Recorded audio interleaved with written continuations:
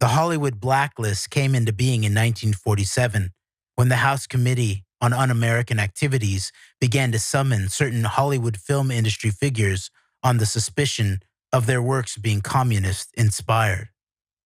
As the media began extensively covering these hearings, 10 of these Hollywood film industry figures began to be dubbed the quote, Hollywood 10, unquote.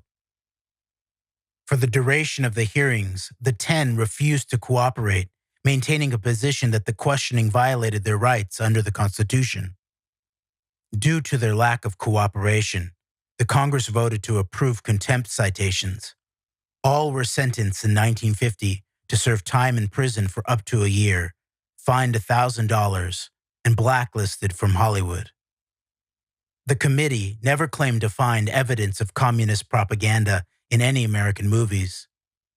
Throughout the war years and into the 1950s, the movies stayed overwhelmingly pro-American and anti-communist. The facts are that patriotic themes have always been Hollywood's bread and butter, not because Hollywood necessarily believes in the ideals, but because such themes were highly profitable.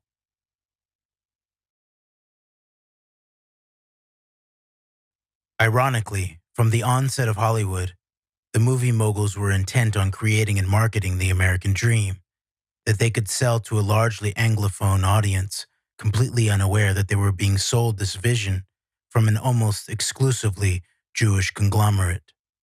This is one of the reasons why many of the figures associated with the Hollywood film industry changed their names to conceal their Jewish identity. This is verified by Jill Sherry Robinson, the daughter of Dor Sherry, the MGM production head and chairman of B'nai B'rith's Anti-Defamation League.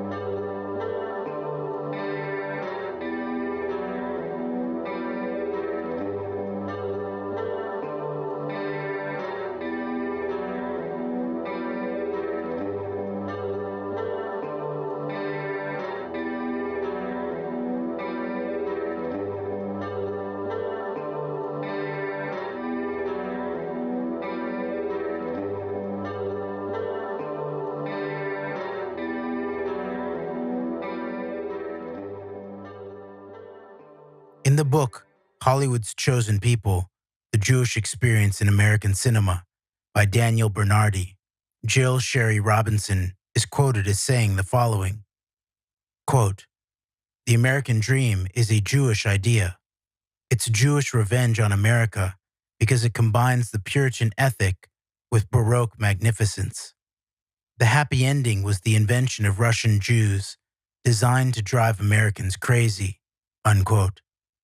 This high-profile event, resulting in the Hollywood blacklist, not only set precedents and conditioned the public that communism was the new enemy of the newly established national security establishment, it also sent a clear message to Hollywood that they were a target for absorption into the military-industrial complex apparatus.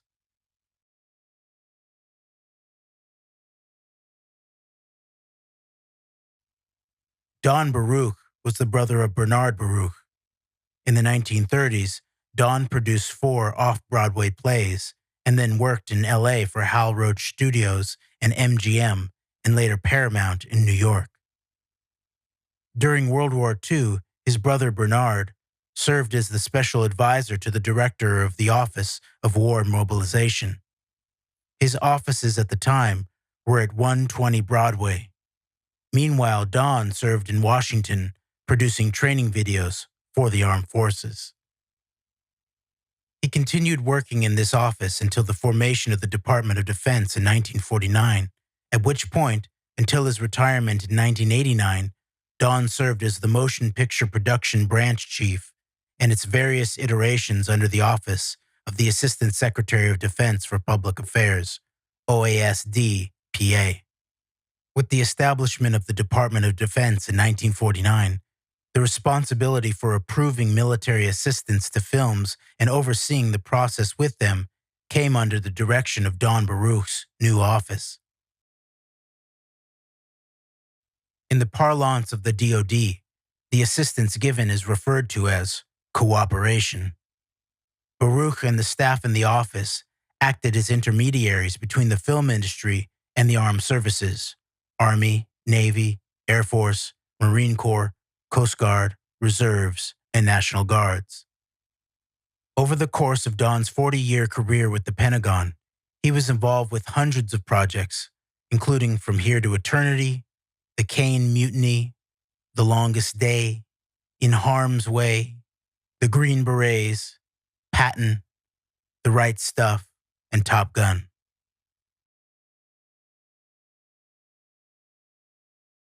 Interestingly, both Donald and Bernard Baruch were connected to other figures in the anti-communist movement. One of the key figures that linked both of the Baruch brothers was Maury Riskin. During the 1930s, both men worked for many of the same studios when Donald was a film producer and Maury was a screenwriter.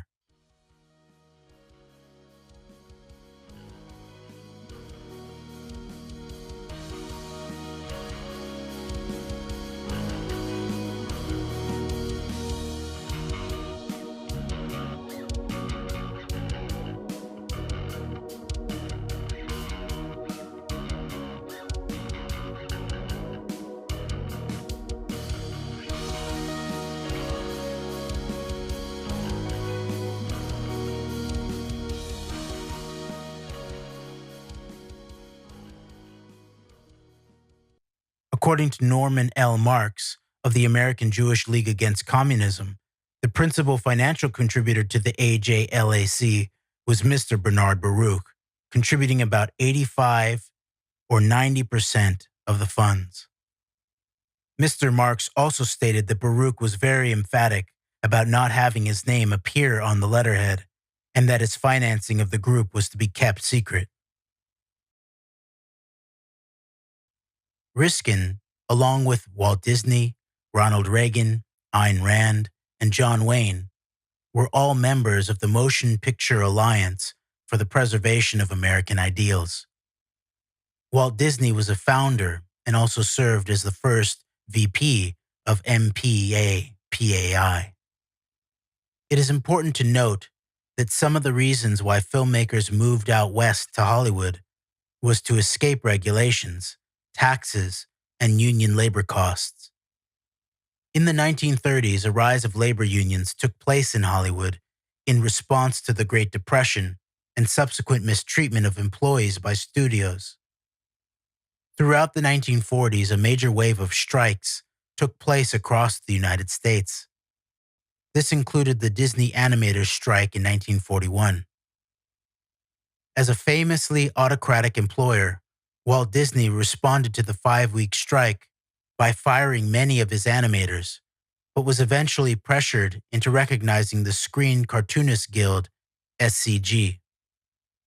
Still bitter from this outcome, Disney joined together with his fellow movie mogul members of the Alliance of Motion Picture and Television Producers and Motion Picture Association of America, and loyal established Hollywood stars to form the Motion Picture Alliance for the Preservation of American Ideals. This organization provided many of the quote-unquote friendly witnesses to the HUAC hearings, framing any resistance to these autocratic practices as quote-unquote un-American and quote-unquote commies. In 1941, Walt Disney's problems were piling up. Besides the animators' strike, Disney's third animated film, Fantasia, was a flop and ended up nearly bankrupting the studio.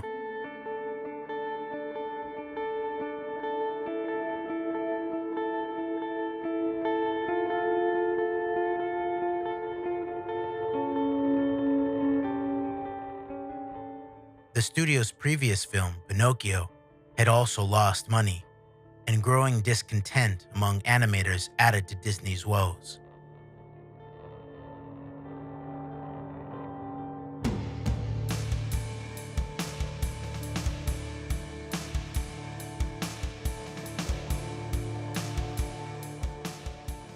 But the bombing of Pearl Harbor would offer Disney a lifeline. On December 7, 1941, Pearl Harbor was bombed, and America found itself at war. On the same day, Walt received a phone call at home, letting him know that the United States Army was moving on to his studio lot. The U.S. government, recognizing the value of the studio's emotive visual storytelling techniques, contracted Disney to produce 32 animated shorts. The commissioned films were a mix of education and propaganda, and it was the latter to which the full weight of the creative studio of animators, artists, directors, and writers would be employed. They took animation beyond pure entertainment, using it as a medium to influence and persuade. The integration of the military went so far as drafting artists to do their military service at Disney's studio due to the amount of work that needed to be completed. At the time, around 1/3 of Disney's workforce were drafted participants. During the war, production at the studio increased from an average of 3,000 feet of completed film per year to 300,000. The studio was operating 6 days a week, plus 2 nights of overtime. This was huge business that changed Disney's outlook completely. With a new client with deep pockets like the US government, Disney saw his relationship with the government and military as the most important. Understanding the studio's role as a mouthpiece for government talking points were good for business. This relationship also helped redefine his public image from an autocratic to a patriotic leader to the masses. Disney also obtained the power to cement his dominance, not only in the industry but in the studio, as well as the ability to go after his critics in the workers' rights movement under the guise of fighting quote-unquote commies and making inroads with political powers.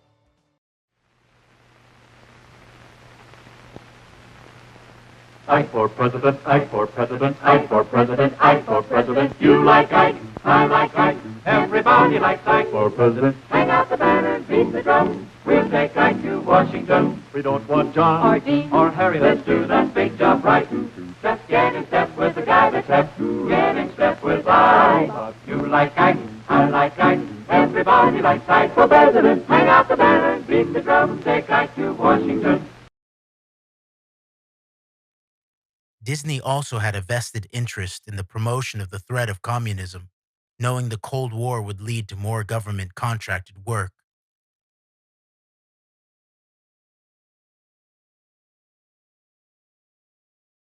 Here to introduce you to this new series is Walt Disney. In our modern world, everywhere we look, we see the influence science has on our daily lives. It is now X minus 2 hours. Man's oldest dream, the desire for space travel. Better dream. will be a rocket-powered ship that will finally take man into space. The conquest of space. Report aboard rocket. Oscilloscopes, radar scopes, computers, tracking devices, the brain and nervous system for the rocket. Now, man will bet his life the unknown dangers of space travel. He sees the Earth as a vast rolling sphere, now coasting freely and silently through space. Body reacts violently to a sudden decrease in pressure. The sensation of weightlessness 22 hours after takeoff for the first time. It is now time to make long glide back to Earth. After coasting halfway around the world, the rocket will leave the vacuum of space. Captain will be able to fly the rocket as a normal plane. Test now confirmed. Rocket continues the long glide down into the lower atmosphere. Man has taken his first great stride forward in the conquest of space. Mission completed.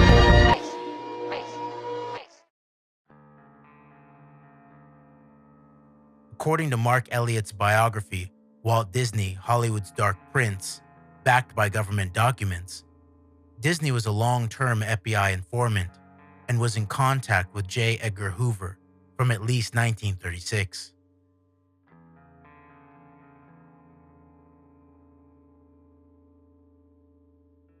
Because of information Disney provided the Bureau, he was made a, quote, full special agent in charge contact, unquote, in 1954. An SAC contact was usually a trusted informer who could provide transportation and equipment as well as public relations services to the Bureau.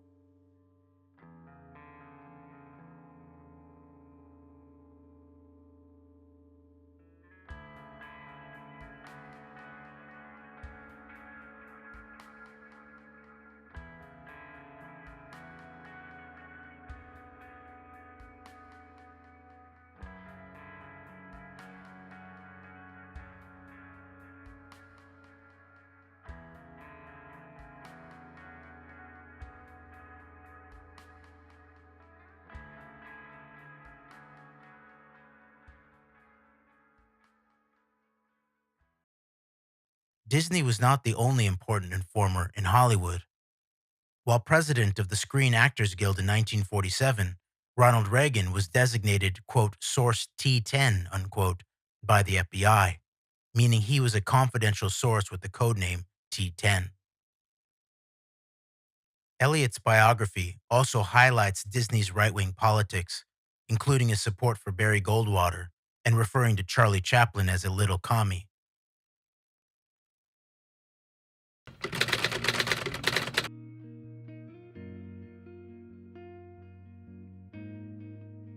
Wayne was a Hollywood-created American hero icon due to his starring roles in popular westerns and war movies. This image would be useful not only at the box office, but for propaganda purposes as well. Wayne's membership in Disney's Motion Picture Alliance for the Preservation of American Ideals helped Disney emphasize his desired pro-America image to disguise his personal agenda of opposing workers' rights that opposed his autocratic business practices. Using popular culture figures to highlight and exaggerate communist influence in Hollywood and associating it with workers' rights groups re-emphasized John Wayne's patriotic image that had been reinvigorated in a militaristic fashion. Between 1940 and 1945, as World War II raged on, John Wayne starred in 7 war movies.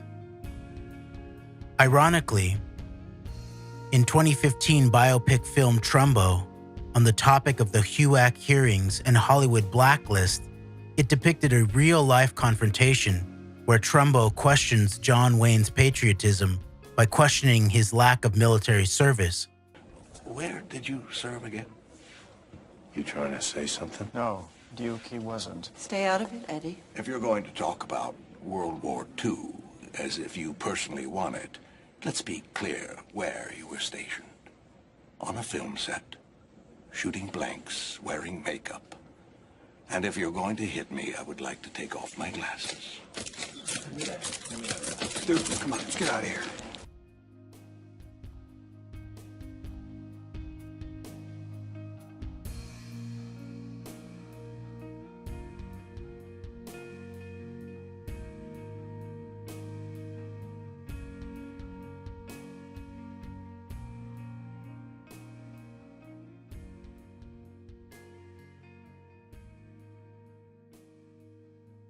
A subject of interest that surrounds John Wayne to this day is his relationship with the armed forces. Not only due to Wayne's lack of military service that has been questioned more than once. Despite being registered for service during World War II, Wayne received a 3A deferment for, quote, family dependency, unquote. This, however, all distracts away from the information that Wayne received a personal, quote-unquote, thank you in regards to Wayne's application to join the OSS, an acceptance letter into the service from Wild Bill Donovan. The letter mentions Wayne as being part of the, quote, field photographic unit, unquote, of the Office of Strategic Services. This letter was intercepted by Wayne's estranged ex-wife, who didn't pass it on to Wayne, and the revelations were only publicly revealed at a much later date. The extent of Wayne's work and what exactly Wayne's work involved is still in question. Wayne did tour U.S. bases and hospitals in the Pacific for 3 months in 1943 and 1944. During this trip, he carried out a request from Donovan to assess whether General MacArthur, commander of the Southwest Pacific area, or his staff were hindering the work of the OSS. Donovan later issued Wayne an OSS Certificate of Service to memorialize Wayne's contribution to the OSS mission. Along with these revelations and considering Wayne's role in many World War II movies, it increasingly looks like Wayne was the go-to man for war-related propaganda films. When talking about his deferrals in World War II, Wayne is quoted as saying, quote, "I thought I could do more for the war effort by staying in Hollywood," unquote. This only adds fuel to the fire. Another connection to the OSS comes via the filmmaker John Ford, who gained notoriety for his Western films with John Wayne. Ford was the head of the OSS's Field Photographic Unit, the same unit Wayne was a part of. During the war, the OSS greatly assisted Ford in the creation of the films Battle of Midway and December 7. Both films would go on to win Oscars for Best Documentary. Amazingly, the OSS's assistance included a secret operation to get Ford to Midway to document the battle. On top of this information, there are links between Wayne and Don Baruch's motion picture production branch at the DoD. As the Vietnam War continued, it became increasingly unpopular with the general public, and selling a pro-war narrative became increasingly difficult. It also became very hard for the Pentagon to convince filmmakers to pursue that direction due to the uncertainty of a pro-Vietnam War film's popularity and profitability. Regardless, Wayne directed The Green Berets, 1968, the major pro-Vietnam War film made during the war with, quote, cooperation with Baruch's office. It was during the 1960s that the DoD Film Liaison Office's activity first peaked. The main assistance criteria were elaborated, the Pentagon's policy towards cooperation with filmmakers was outlined, and the quote-unquote rules of the game were established. The office's representatives even moved to Los Angeles to be closer to Hollywood in an effort to ensure the positive image of the armed forces. In 1934, Ford was commissioned as a lieutenant commander in the U.S. Naval Reserve. 6 years later, in 1940, he began gathering a reserve unit of experienced Hollywood filmmakers for his unofficial Naval Reserve Unit that would become to be known as, quote-unquote, John Ford's Navy. His recruits for the Naval Field Photographic Unit, known simply as Field Photographic, were some of the best talents in Hollywood. They included writers Garson Kanin and Bud Schulberg, cinematographer Greg Toland, editor Robert Parrish, and special effects expert Ray Kellogg. In October 1941, the unit was transferred to the Office of the Coordinator of Information, COI, the predecessor of the OSS by Colonel Wild Bill Donovan. Ford and 30 of the men from the reserve unit became the official Field Photographic Division of the COI, and the unit was assigned an operating budget of $5 million for its first year. The name of the unit was later changed to the OSS Field Photographic Branch. Ford's initial job was to produce documentary films. The unit's charter was later expanded. They created OSS training films and documented OSS activities in the field. Some of the activities documented included OSS Detachment 101, the paramilitary unit that operated behind Japanese lines, and the landing in Normandy in June 1944. Ford was discharged with the rank of captain and later continued his service as a rear admiral during the Korean War. Ford received a Purple Heart after recommendation from Wild Bill Donovan. What happened to the OSS's Field Photographic Unit once the OSS ceased to function? We can assume the unit was absorbed by the Motion Picture Production Branch of the Department of Defense operated under Donald Baruch as the pictorial branch. There is also a connection between John Ford and Donald Baruch worth mentioning. Ford received first priority from the Department of Defense, DoD, to film a story about Commander Frank Wilbur Spig, Weed, months ahead of an attempt by Warner Brothers Pictures Distributing Corporation. Priority permission to Ford was granted by Donald E. Baruch, Chief, Motion Picture Section, Pictorial Branch, DoD.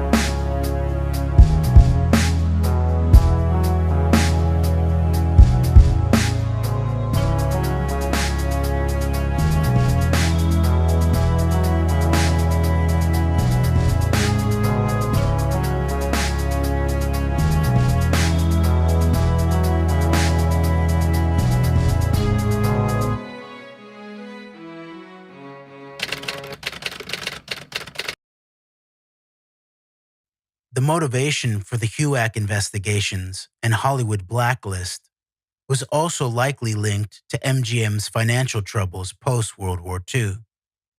The post-war years saw a decline in profits from MGM and the other studios. The number of high-grossing films in 1947 dwindled to 6, compared to 22 a year earlier.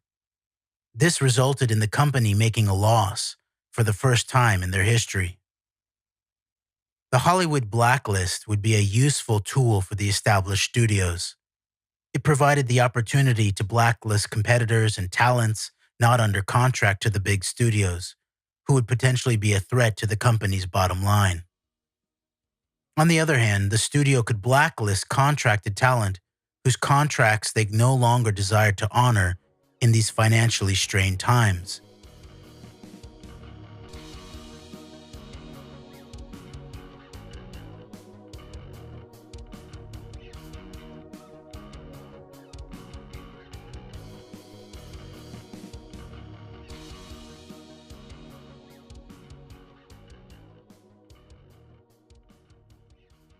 Mayer was pressured to tighten expenses by the studio's parent company, although Mayer's reputation as a quote-unquote big picture man would make that difficult. So, the blacklist would be a win-win for Mayer and MGM.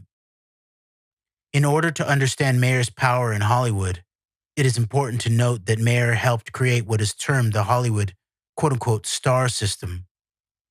At one point, he explained the process he went through in creating a star. The idea of a star being born is bourgeois.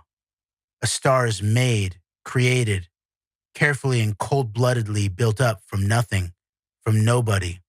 All I ever looked for was a face. If someone looked good to me, I'd have him tested. If a person looked good on film, if he photographed well, we could do the rest. From this, we can assume that Hollywood stars were well aware that they were creations of studios and the power Mayer possessed.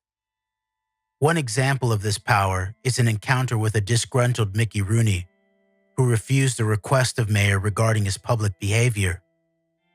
In response, Mayer grabbed Rooney by his lapels and said, quote, "Listen to me. I don't care what you do in private. Just don't do it in public. In public, behave. Your fans expect it. You're Andy Hardy. You're the United States. You're the Stars and Stripes. Behave yourself. You're a symbol." Unquote. Mickey nodded. Quote, "I'll be good, Mr. Mayer. I promise you that." Unquote. Mayer let go of his lapels. "All right," he said.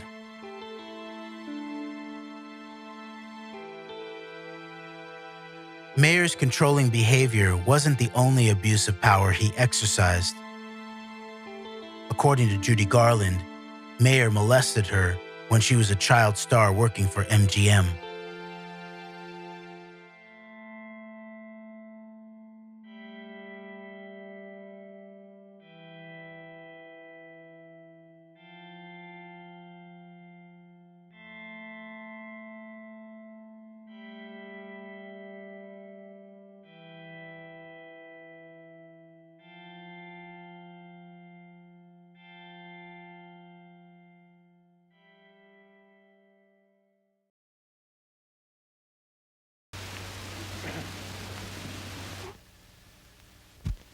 Well, we haven't had that problem in our studio. I heard Mr. Warner testify this morning. He says he's had it, but I can't say that I've had it. Well, I understood you to say that it's impossible for them to get material into the pictures because you have a number of readers and other individuals that are that are always checking on it, that you yourself recently observed some information that might be, although under the circumstances of the writer it obviously wasn't. Now, what I would like to determine from you is, what do you think will happen in a period of 5 or 10 or 15 years if these individuals keep on infiltrating 1, 2, or 3, or 4, and at that time we maybe won't have individuals that can keep this information out of the pictures? I'm just hopeful, like I told you, Mr. Smith, in California, that perhaps out of this hearing, our Congress, recommended by this committee, will have legislation that can be no question to give us a policy how to handle American citizens who don't deserve to be, if they are communists, to get them out of our place.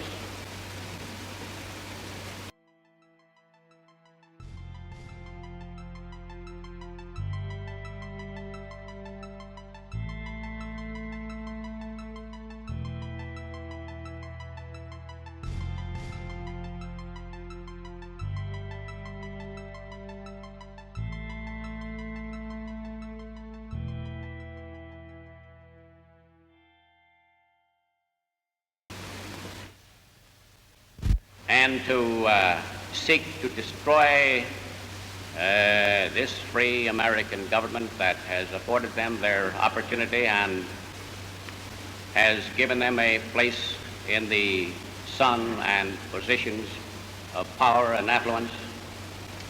My own opinion is, Mr. Congressman, I've so expressed many times in discussion, I think they're cracked.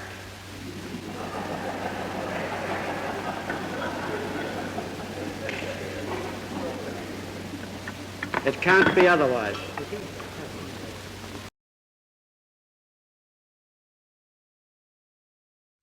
Amazingly, Louis B. Mayer's appearance as a friendly witness at the HUAC hearings wasn't his earliest connection to HUAC.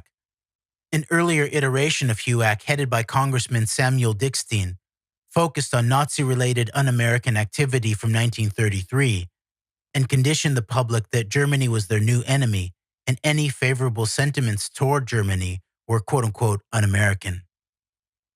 Mayer, along with fellow MGM executive Irving Thalberg, Rabbi Edgar Magnin, Warner Brothers' Jack Warner, Columbia Studios' Sam Briskin, Paramount's Emmanuel Cohen, and RKO production executive Pandro Berman, and other prominent producers and directors formed the Los Angeles Jewish Community Committee, LAJCC. The group financed the private investigations into local Nazi groups and their activities.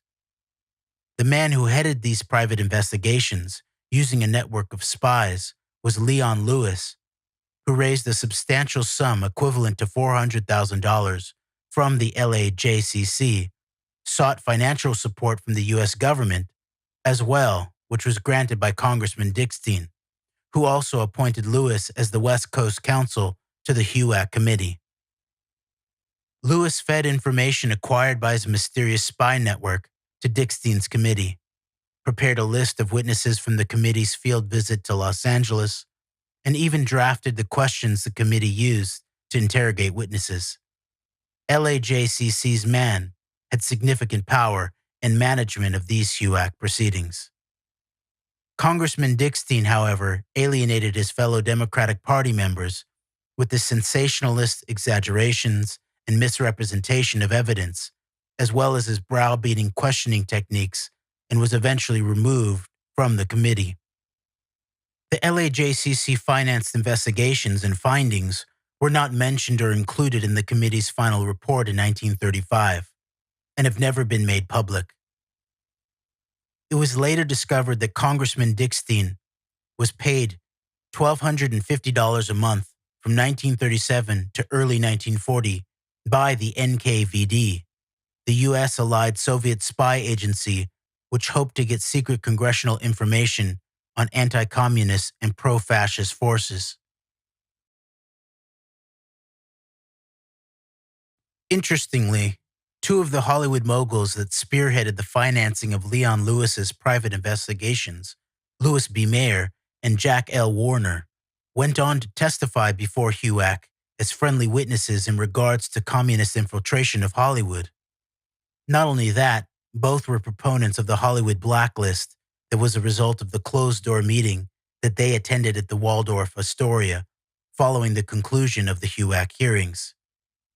Jack L. Warner produced Confessions of a Nazi Spy, the first blatantly anti-Nazi film to be produced by a major Hollywood studio, a film no doubt inspired by the LAJCC finance private investigations.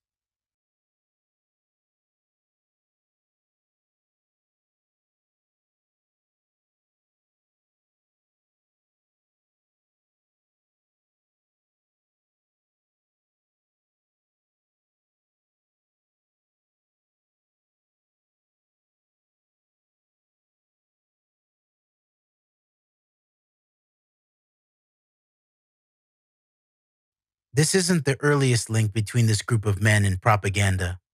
As early as 1916, Louis B. Mayer had full charge of National Association of the Motion Picture Industry's NAMPI, New England War Campaign, and told Boston theater owners that motion pictures were, quote, the great intermediary between the public and the government of Washington, unquote.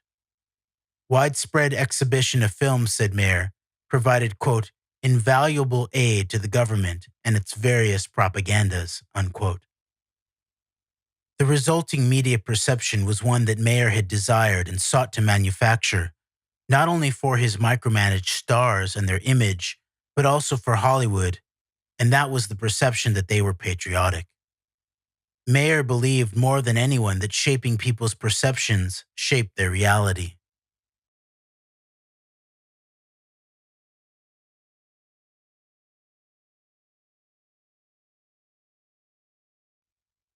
The use of the perceived threats of communism and Nazism gave the opportunity for this mostly foreign group made up of mainly Eastern European Jews external threats and ideology to fight against, and in doing so established themselves as patriotic voices and leaders rather than the reality of what they were, oppressive media barons of the establishment.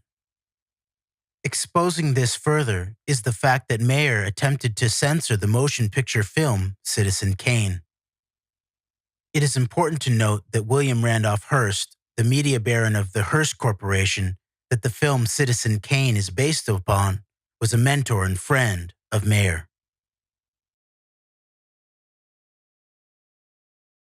Interestingly, Hearst's response to Wells came via his newspapers, accusing Wells of communist sympathies and questioning his patriotism. Mayer went so far to offer a bribe payment to RKO Studios of $842,000 in cash, provided that the studio's president, George Schaefer, would destroy the negative in all prints of Citizen Kane. Whether Mayer was a conduit of Hearst in his bribe attempt hasn't been clarified.